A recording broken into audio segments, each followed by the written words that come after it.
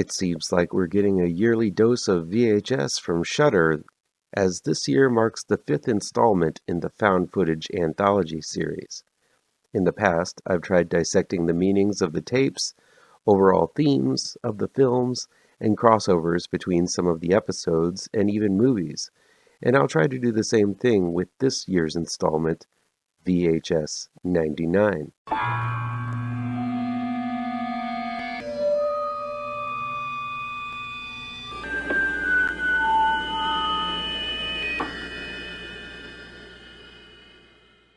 Welcome back to ML Miller Frights. I'm ML Miller. Before we begin, please do me a favor and punch that like button down below. Share this video with all of your social media addicted pals. Click subscribe to this channel and ring that bell for notifications. VHS 99 is new streaming on Shudder. It's directed by Maggie Levin, Johannes Roberts, Flying Lotus, Tyler MacIntyre, Joseph Winter, and Vanessa Winter. It's written by Maggie Levin, Johannes Roberts, Zoe Cooper, Flying Lotus, Chris Lee Hill, Tyler MacIntyre, Joseph Winter, and Vanessa Winter. I've always liked the VHS series. While it's always a grab bag of talent and effective ideas, I can usually find at least one segment per film as a standout filled with originality, creativity, and everything that makes the found footage genre effective at giving me both a heebie and a jeebie. VHS 99 is the fifth installment of the series, and while it may not be as strong as the first two films, it has many more hits than misses. I'm going to go over each segment and then chat about the overall film after that. And away we go to the year 1999. Maggie Levin, who helmed the My Valentine segment in Hulu's Into the Dark series, offers up Shredding, a sort of real-world-esque segment following a band who, of course, films everything on their camcorder and decide to go to a spot where a punk band were trampled by their own fans 3 years prior. Once the band enter the closed-down concert hall, all hell breaks loose, as is expected. While this installment feels a little lacking in character development, I have to say, once shit starts rolling, it's pretty depraved. I especially love the uncanny stage performance that goes on at the end of this segment. Nightmarish for sure. While this shredding segment has obvious editing and even animated titles for each band member, which takes a little bit of the spontaneity out of it, and no one is left to edit it all together, it was a fun and energetic way to start the show. The director and writer of the 47 Meters Down movies and Resident Evil Welcome to Raccoon City, Johannes Roberts, presents Suicide Bid, which is probably my favorite of the bunch, as it deals with college sorority hazing. While this segment is filled with cheats, cutting from one camera to another, it still lends to one of the biggest jump scares of the film. I don't want to give this one away other than it involves bullying, claustrophobia, and fucking spiders. But man, this one got me good.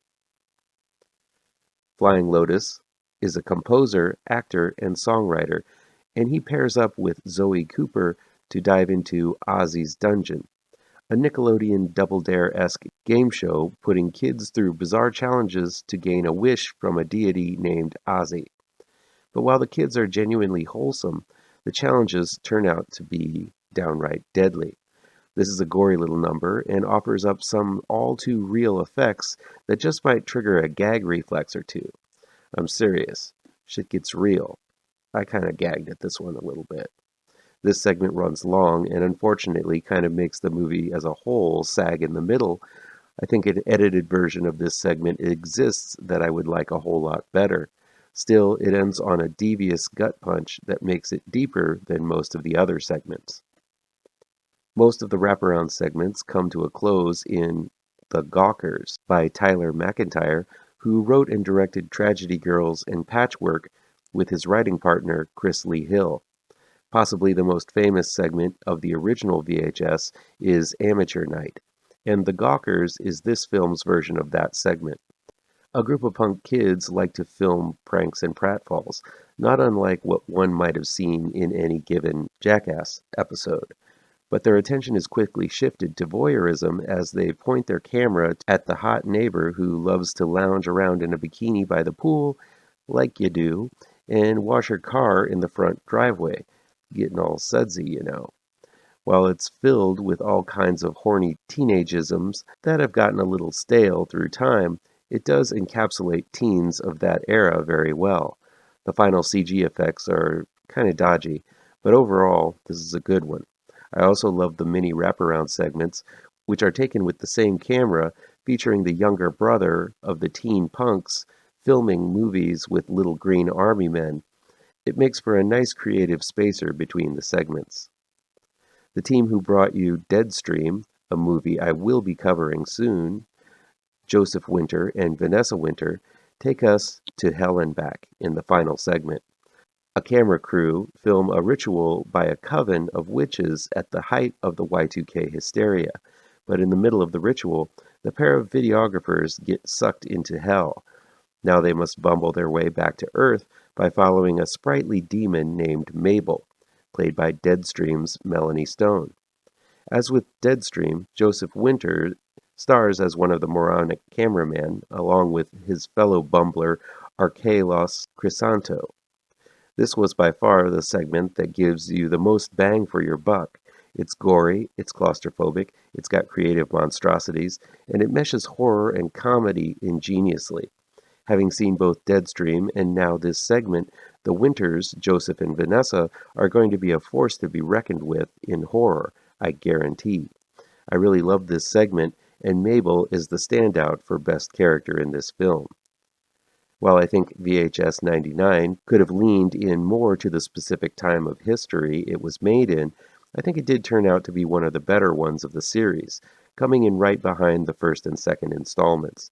Sure, Y2K, Mac computers, Creed, and other 1999 isms are injected into the script, but apart from the last segment, it didn't feel like any of the installments screamed 1999 to me. While the last installment, VHS 94, seemed to have ties to some of the other films, VHS 99 kind of shies away from really referring to anything that's been covered previously. I could be wrong, though, as the pace moves fast and loose, but I wasn't able to spy any connections after a single viewing. For the most part, though, I felt this was a much stronger film than Viral or 94. If anything, it highlights some great up-and-coming talent in the horror world. Those who hate found footage are not going to find anything new here to like, but if you still don't mind the shaky cam and feel, like me, the first-person POV aids to immerse oneself into the film, and also like me, you kind of dig that feeling, VHS 99 is going to work its devilish and gory magic on you.